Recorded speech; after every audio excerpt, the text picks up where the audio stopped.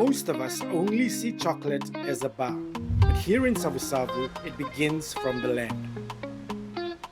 From the trees to the sun, to the shade, rain, and a little bit of patience. This is Kokomana, where every little chocolate is handmade. Up north on Vanua Levu, just past Savusavu town, is Kokomana, home to tree-to-bar chocolate grown and made right in the forest. And today we're meeting Choeli, Kokomana's farm manager, to show us around. So Choeli, is this a ripe cocoa pod? This one is almost ripe. It's giving us that yellow color. Yes. But Andy, this is the beginning of the cocoa fruit here. Right. This is the cocoa flower. Right. And then it's pollinated by the midges. Yeah. They help us pollinate the cocoa flower, and then it turns into this tiny cocoa fruit. Yeah. But it takes about 6 months from flower to a yellow cocoa fruit. Wow. And then it's ready to harvest.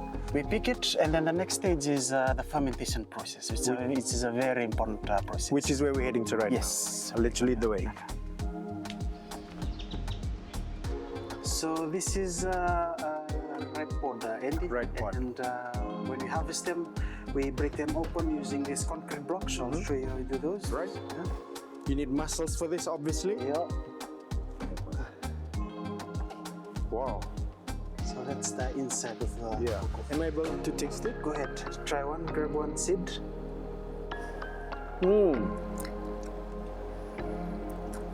It's got a very chewy sort of texture. Yes, a little bit sweet, a little bit tangy. Yeah. That's the inside of the cocoa fruit, and it doesn't taste anything like chocolate, Andy. No, I can't taste anything like chocolate. So that's where the fermentation process comes in. Yeah. That's where the flavor of the chocolate is developed inside this. Right. Next to you here is the fermentation box. So what we do is we'll scoop out the beans only, throw them in the box. Yeah. Then we have to leave them closed for a total of 6 days. 6 days. So that's the whole fermentation process. Okay, so during just the 6 days for the fermentation process. Yes. Right. Very important step. Like I said, this is where the flavor of the chocolate is developed. It's Wow. So this is the sun drying process, Andy. In the morning sun, we push all the trays out. So if it rains, we'll pull it back in. The sun drying takes about 2 to 3 weeks. Yeah.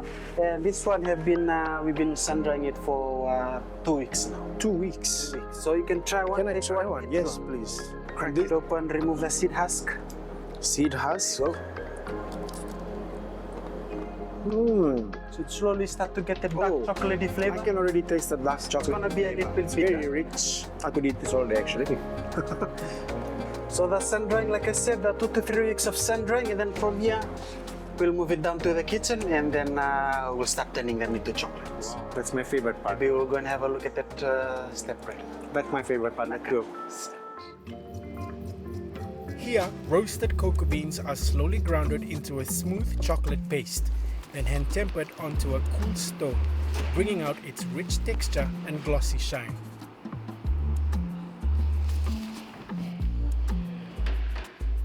Next, we're going to meet Lina, Kokomana's chocolatier, and I'm ready to try some seriously tasty chocolate.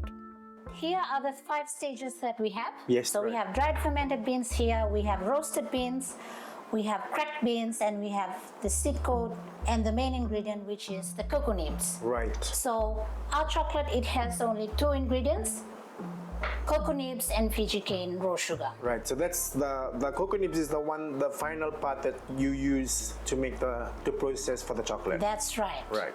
And then we also have the legendary Kokomana chocolates here in front Yes. to taste. So the first one we have here, it's the 85%. That's 85% cocoa nibs, 15% sugar. Okay, guys. So I'm tasting the 85% Yes. dark chocolate.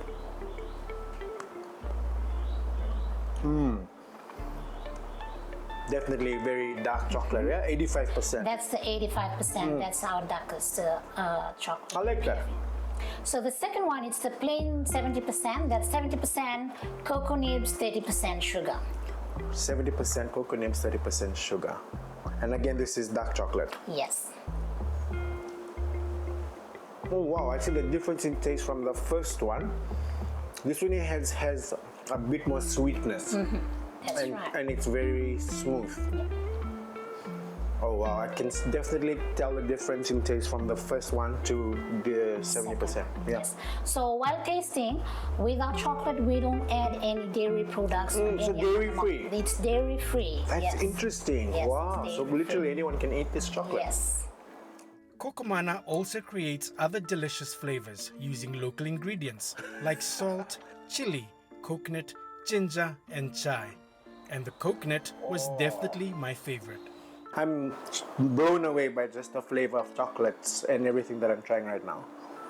Thank you so much. I really enjoyed this. I know my crew behind the camera is drooling because they want to try all this. So just to punish them, I'm just gonna have one more of the coconut one because I really like this. And yeah guys, Kokomana chocolate when in Savusavu, definitely something for you to try.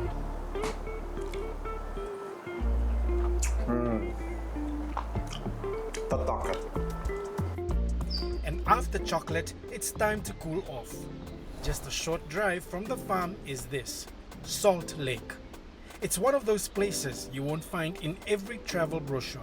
But trust me, it's worth it. Welcome to Mangrove Jack's Kayak. This is where I'll be boarding my kayak to go on a scenic paddle up the saltwater lake, one of the must-visit attractions when you visit Savusavu.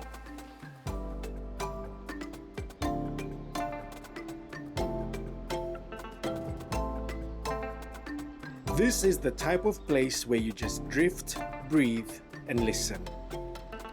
The water here moves in with the tide, so you have fresh water that meets with salt water in perfect harmony. And you get to enjoy the surrounding of lush mangrove forests. It's kind of amazing, really. You start the day picking cocoa from the trees and end it floating surrounded by jungle. And somewhere in between, you connect to something real. People, land, flavor.